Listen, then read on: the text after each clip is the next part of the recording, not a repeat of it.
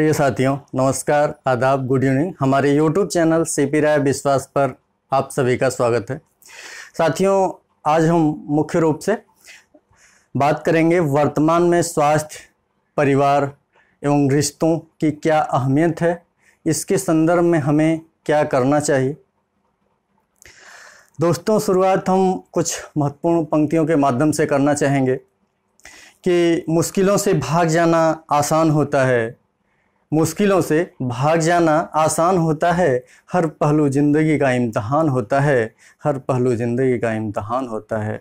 डरने वालों को मिलता कुछ नहीं ज़िंदगी में, डरने वालों को मिलता कुछ नहीं ज़िंदगी में, लड़ने व आगे बढ़ने वालों के कदमों में ही जहान होता है, जहान होता है। दोस्तों, आज की कहानी के माध्यम से हम अगर अपनी बात को आगे बढ़ाएं तो आपको पता होगा कि अभी हाल ही में अगले हफ्ते श्री कृष्ण जन्माष्टमी और उसके तुरंत बाद कुछ दिन स्वतंत्रता दिवस 15 अगस्त के रूप में मनाया जाएगा। और हमारे आज के बातों का शीर्षक ही है स्वास्थ्य, परिवार और रिश्ते। तो उसके संदर्भ में अगर हम एक बेहतरीन उदाहरण प्रस्तुत करें, जो कि कहानी के रूप में समझिए या उदाहरण के रूप में, तो उसको अगर देखें तो आज बात करें शुरुआत में कि कहा जाता है कि संसार का सबसे बड़ा दुख गरीबी है, जिसकी चोट अगर किसी को लगे तो उसको कहा जाता है कि घुटने टेकने पर विवश कर देती है। जैसा कि आपको पता है कि महाभारत काल में श्री गुरु द्रोणाचार्य के रूप में एक सज्जन हुआ करते थे, जिनके संदर्भ में अगर हम इस कहानी को लिंक करें, आज के घटनाक्रम को लिंक करें और उसके माध्यम से हम समझने की कोशिश करें तो बेहतरीन तरीके से समझने में हमें और आप सभी को आसानी होगी। दोस्तों, गुरु द्रोणाचार्य कहा जाता है कि श्री कृष्ण जी के जीवन में भी काफ़ी महत्वपूर्ण स्थान रखते थे। हालांकि पांडव हों या कौरव हों, हर किसी के लिए उनकी बहुत बड़ी अहमियत थी। और इसका प्रमाण महाभारत के प्रत्येक संबंधित घटनाक्रम में आप देख सकते हैं। वो हर जगह इस घटनाक्रम को, इससे जो भी संबंधित घटनाक्रम हो, वो बयां करता नजर आएगा आपको। और साथ ही गुरु द्रोणाचार्य की अगर स्वतंत्रता के संदर्भ में बात करें तो आगे हम आपको बताएं कि जिस तरह से उन्होंने खासकर गरीबी की प्रताड़ना को झेलते हुए अपनी स्वतंत्रता को एक तरीके से कह सकते हैं कि गिरवी रख दिया, या उनकी स्वतंत्रता यूँ कहें कि बाधित हो गई। क्योंकि उन्होंने कौरवों की शरण में जाकर के अपने आप को, अपने परिवार की परवरिश, खुद की परवरिश, अपने बच्चे की सेहत, जिसे स्वास्थ्य कहते हैं, उसको बेहतर बनाने के संदर्भ में उन्होंने इस चीज़ को एक तरीके से कौरवों के सामने अपने आप को समर्पित कर दिया। उनकी वहीं पे स्वतंत्रता भी एक तरीके से बाधित होती नजर आई। और श्री कृष्ण जी का जीवन और श्री कृष्ण जी के इस समय जन्मोत्सव मनाए जाने की तैयारियां चल रही हैं, तो इस अवसर पर इस कहानी को लिंक करना हमें लगा कि काफ़ी प्रासंगिक होगा। और वर्तमान में परिवार, स्वास्थ्य और रिश्ते नाते किस तरह से एक दूसरे से गुथे हैं, उसके संदर्भ में हम सबकी क्या राय है और हम सभी को किस तरह से उसको एक एक करके समझने की ज़रूरत है और उस पर काम करने की ज़रूरत है। आप समझिए कि वर्तमान में जो परिस्थितियां घटित हो रही हैं, जो समय आपके साथ विपरीत तरीके से अपना प्रभाव दिखा रहा है, उसके साथ हम सभी को कैसे सामंजस्य बैठाना है और कैसे आगे बढ़ना है, इन सारे घटनाक्रम में कहीं न कहीं उसका एक महत्वपूर्ण आपको समाधान मिलता नज़र आएगा। दोस्तों, अगर कहते हैं कि ऐसा नहीं कि गुरु द्रोणाचार्य के पास ऐसा ज्ञान नहीं था, ज्ञान के तो अथाह भंडार थे। कहा जाता है कि उनके जैसा गुरु तो शायद आप खोजेंगे तो जल्दी नहीं मिलेंगे। जिस तरह की उनकी कहानियां हैं, जिस तरह के उनके उदाहरण हैं, सब बल, बुद्धि, विद्या, विवेक, सब कुछ उनके पास था। लेकिन वही गरीबी, जिसका मैंने कहा कि सबसे बड़ा दुख है जीवन में इंसान के, तो उसके ही वो प्रताड़ित थे और उन्होंने अनेकों उपाय किया लेकिन उससे निजात नहीं पाए। एक दिन परिवार में ही वो बैठे थे और देख रहे थे कि संजोगवश दूध नहीं था घर में बच्चे को पीने के लिए उनके, उनके पुत्र का नाम अश्वत्थामा था, और पीने के लिए दूध नहीं था। उस बच्चे को माँ ने चावल को पीस करके दूध के रूप में पिला रही थी। वो दिन उनको देख करके काफ़ी बुरा लगा, और बच्चे के स्वास्थ्य को सोच करके उन्होंने अपने आप को मतलब रोकने की कोशिश नहीं की, और अंततः उस गरीबी से निजात पाने के लिए कौरव साम्राज्य के मतलब यूँ कहें कि उनके युवाओं को शिक्षा प्रदान करना का कार्य उन्होंने स्वीकार कर लिया, और उसके बाद एक तरीके से उनके नमक के ऋणी हो गए, और उसी नमक के ऋण को चुकाने के लिए उन्होंने अपनी स्वतंत्रता तक को भी, कहा जाता है कि द्रौपदी जब चीरहरण के दौरान उनके पास गई तब भी वो अपने सिर को झुका लिए। ऐसे अनेक घटनाक्रम आए। उन्होंने मतलब पांडवों उनको काफ़ी प्रिय थे, फिर भी उन्होंने कौरवों का साथ दिया। क्योंकि उनके बुरे दिन में वो काम आए थे, उनकी सहायता की थी, उनकी मदद किए थे। तो कहीं न कहीं व्यक्ति की स्वतंत्रता इस चीज़ से मायने रखती है कि किस तरह से परिस्थितियाँ कैसे उस पर निर्भर करती हैं, और वर्तमान में परिवार, स्वास्थ्य आदि का क्या महत्व है। इन सारे घटनाक्रम को इसके माध्यम से आप समझ सकते हैं कि आप अनेक ऐसी चीज़ें होती हैं कि जब इंसान विपरीत समय और विपरीत परिस्थिति में न चाहते हुए भी ऐसे ऐसे कदम उठाता है। तो अगर हम बात करें कि हालांकि विकल्प हैं, ऐसा नहीं है कि विकल्प नहीं थे, लेकिन उस समय की परिस्थितियां या यूँ कहिए कि समय जैसी भी रही हो, उनके सामने जो भी विकल्प उनको नज़र आया उन्होंने चूज़ किया। लेकिन अगर वर्तमान में कहें कि गरीबी से निजात कैसे पा सकते हैं, तो उसकी भी बात कही गई है कि कर्म व धर्म का पालन करते हुए, सत्य का मार्ग अपना करके, ईश्वर की भक्ति कर, सर्वांगीण शिक्षा आदि के माध्यम से गरीबी को दूर किया जा सकता है। अनेक तरीके के हुनर विकसित करके, अनेक तरीके के जीविकोपार्जन के माध्यम से आप अपनी गरीबी को मिटा सकते हैं। उस समय परिस्थितियां ऐसी नहीं रही होंगी शायद, या समय उनके विपरीत रहा होगा, जो भी रहा हो, लेकिन उन्होंने मतलब अंततः इन चीज़ों को एक तरीके से जो घटनाक्रम बताया गया है, जो हम लोगों को दिखाया गया है, उसके माध्यम से कहीं न कहीं इस पे एक बार विचार तो करने की ज़रूरत है कि कहीं मतलब इंसान को हर उस विकल्प को तलाशने की ज़रूरत होती है जो उसको सही दिशा में, सही तरीके से, सही मार्ग पर ले जाए, और मतलब आत्मनिर्भर बन कर के स्वतंत्र तरीके से गलत गलत कहने की क्षमता रखते हुए अपनी बात को कहने की हिमाकत कर पाए। और वो तभी संभव है जब इंसान इन सारे माध्यमों से उस गरीबी को मिटाएगा। तो वर्तमान में जो परिस्थितियां उत्पन्न हुई हैं, चाहे वो कोरोना संकट के दौरान कहिए, या ऐसी परिस्थितियां आपके जीवन में आई भी होंगी, आने वाले समय में भी हो सकता है आएंगी, लेकिन आप धैर्य बना करके सावधानीपूर्वक अगर आगे बढ़ेंगे सूझबूझ के साथ, तो उसका निजात आपको मिलता नज़र आएगा। दोस्तों, अगर बात को आगे बढ़ाएं तो कह सकते हैं कि कहा जा रहा है कि आज परिवार हो या समाज, संगठन, हर जगह प्रतिस्पर्धा नज़र आ रही है। होनी भी चाहिए, प्रतिस्पर्धा ज़रूरी भी है। विकास के संदर्भ में कहा जाता है कि विकास के लिए महत्वपूर्ण कड़ी मानी जाती है प्रतिस्पर्धा को, लेकिन वो भी अगर सकारात्मक रूप में हो और मर्यादित तरीके से हो तो काफ़ी महत्वपूर्ण परिणाम उसके आते हैं।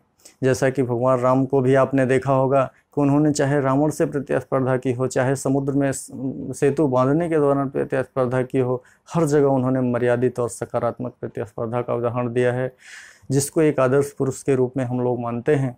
उनके भी घटनाक्रम से अगर आप जोड़ें तो वर्तमान में हम सब प्रतिस्पर्धा परिवार, समाज, संगठन हर तरीके से करते हैं, लेकिन उसको मर्यादित और सकारात्मक करने की ज़रूरत है।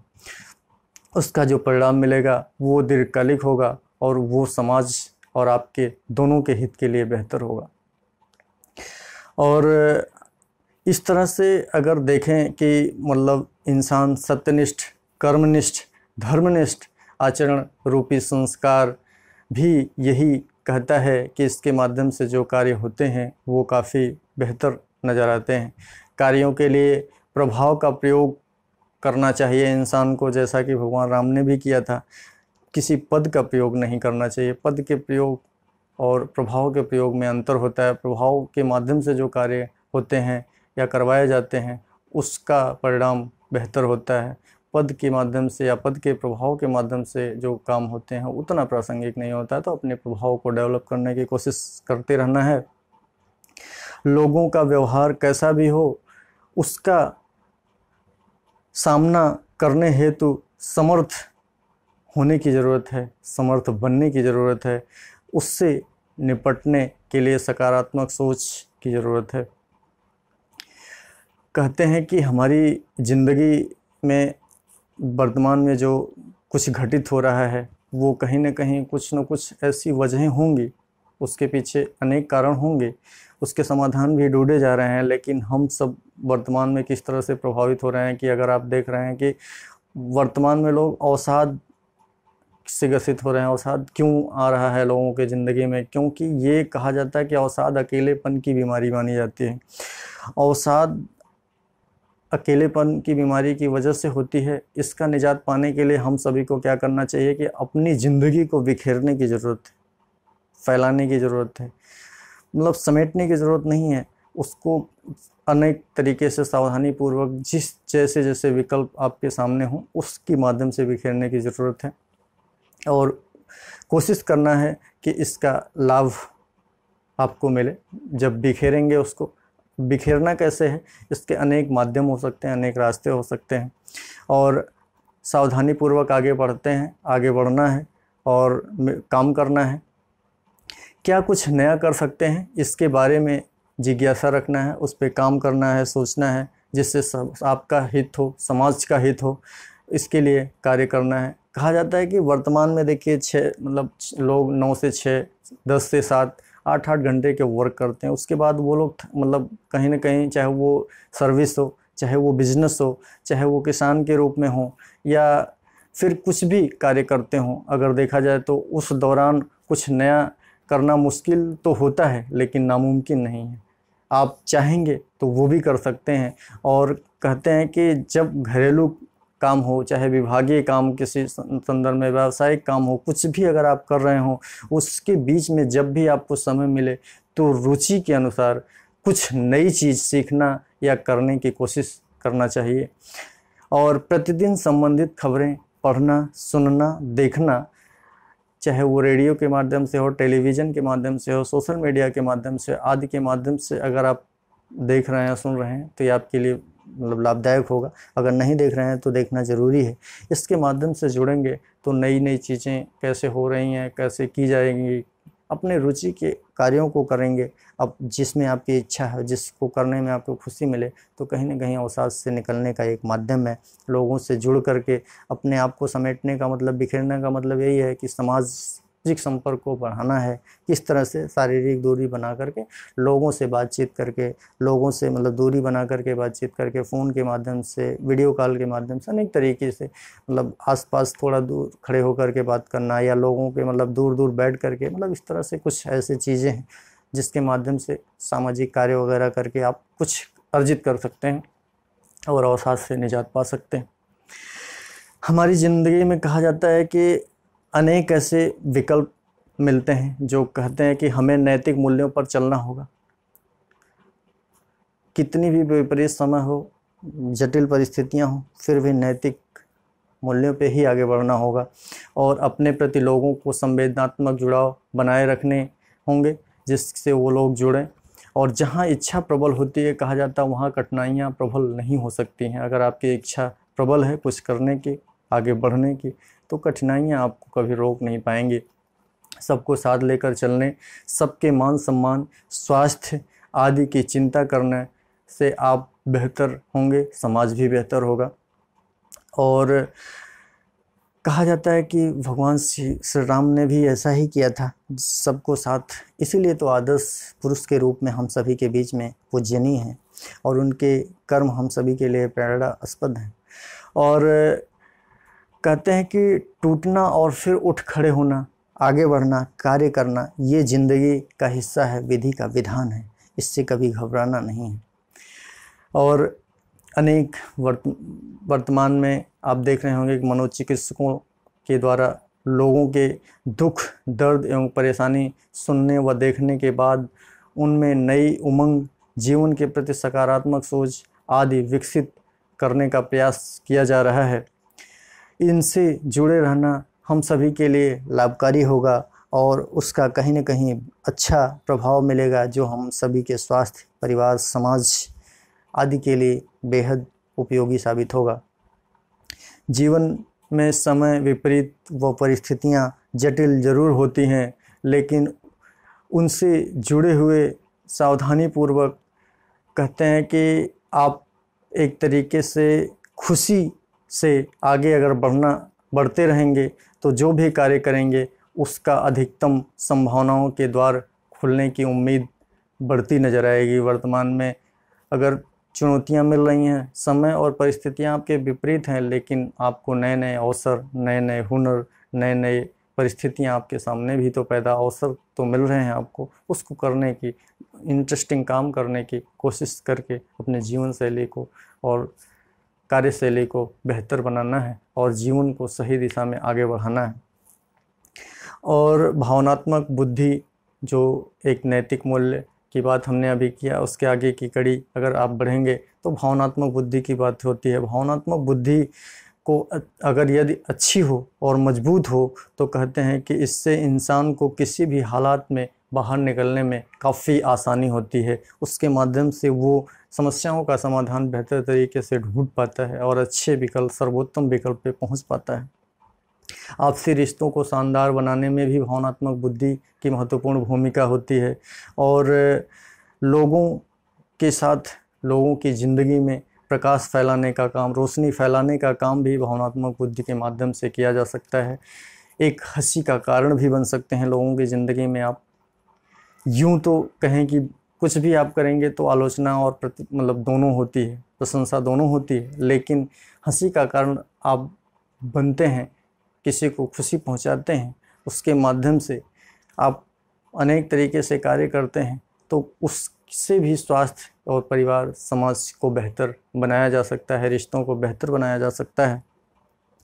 और अगर देखें कि किस तरह से, चाहे वर्तमान में परिवार हो, चाहे समाज हो, चाहे रिश्ते नाते हों, जो भी हो, अगर उसके बीच सामंजस्य और संतुलन बना करके आप आगे बढ़ रहे हैं, खुद के लिए समय निकाल रहे हैं, साथ साथ दोस्तों के लिए, परिवार के लिए भी समय निकाल रहे हैं, उनका ढाल बनने की कोशिश कर रहे हैं, तो संपर्क सूत्र को आप एक नेटवर्किंग के माध्यम से बेहतर बनाने की भी कोशिश कर रहे हैं, तो आप जिस तरह से स्वास्थ्य की समस्याएं उत्पन्न हुई हैं वर्तमान में उसका समाधान करते नज़र आएंगे और इसका बेहतरीन लाभ भी आपको मिलेगा।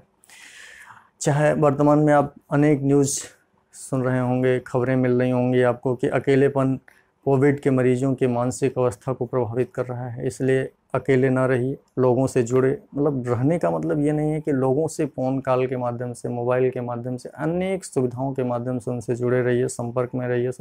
नेटवर्किंग मतलब एक तरीके से जो कहते हैं कि संपर्क सूत्र या नेटवर्क को बेहतर तरीके से बना करके रखिए। और अस्पताल से निकलने के बाद भी ऐसी चर्चाएं हो रही हैं कि जब लोग बाहर आ रहे हैं तो उनको एक डर बना हुआ है कि सार्वजनिक स्थानों पे जाने से भी वो लोग डर रहे हैं, क्योंकि लोग उनके साथ अलग बर्ताव करते हैं, अलग व्यवहार करते हैं, इसकी वजह से वो हिचकिचाहट महसूस करते हैं, उनको कहीं ना कहीं असहजता फील होती है। इसके लिए बेहतरीन समाधान ये है कि ऐसा हम सभी को बिल्कुल नहीं होने देना है। उन लोगों को समझाना है, लोगों को समझाना इस तरीके के कि यदि मेडिकल स्टाफ, आप अस्पताल या अनेक ऐसे संस्थान, संगठन जब उनके साथ कोऑपरेट कर रहे हैं, उनको ठीक करके आगे भेज रहे हैं या उनको बेहतर तरीके से सेवाएं दे रहे हैं, उनको सही करने में भूमिका निभा रहे हैं, तो आप क्यों नहीं कर सकते हैं ऐसा? इससे डरना नहीं है, सावधानीपूर्वक उनका साथ देना है, उनको मनोबल बढ़ाना है, उनसे मिलजुल करके बातचीत दूरी बना के करना है, ताकि उनको एक बल मिले, उनको एक संबल मिले। जितना हो सके एक दूसरे का सहयोग अलग अलग तरीके से सावधानीपूर्वक, सूझबूझ के साथ करते रहना है। ऐसी परिस्थितियां नहीं उत्पन्न होने देना है कि किसी भी तरीके से किसी व्यक्ति के अंदर नकारात्मक चीज़ें पैठ बना सकें। तभी हम सब के जीवन की सार्थकता और सफलता बेहतर साबित हो पाएगी। कह सकते हैं कि अगर देखें कि वर्तमान में आशावादी बने रहने की बात हो रही है, आशावादी आप बने रहें, ऐसा मरीजों से भी कहा जाता है कोविड के, या समाज के अन्य लोगों से सबसे ये उम्मीद की जाती है कि आप आशावादी बने रहें। लेकिन ये ध्यान रखना कि यथार्थवादी और कर्मनिष्ठा, कर्मठता आदि की ज़मीन पे खड़े होकर के ही आपको आशावादी बने रहना है। ऐसा नहीं कि सब कुछ करते रहिए, सावधानी ना बरतिए, तो उसका परिणाम गलत हो सकता है। इसलिए आपको ध्यान रखना है कि जो भी करिए उसको सही तरीके से सही दिशा में करने की कोशिश करिए, और उसका परिणाम तभी आपको सार्थक मिल पाएगा। शरीर को स्वस्थ रखने के लिए योग और व्यायाम को करते रहना ज़रूरी है। इस समय स्वजन कहते हैं या मित्रों के से संवाद वगैरह निरंतर करते रहना इस समय बहुत ज़रूरी है। मिलनसार, व्यवहारिक, हंसमुख होने के साथ साथ अपनी बातों को अपने लोगों के साथ शेयर करने की भी इस समय ज़रूरत है। और जीवन में छोटे छोटे बदलाव करके स्वास्थ्य, खुशी, सहयोग सब कुछ पाना संभव है। इसलिए हम सभी को उस दिशा में आगे बढ़ते रहना है।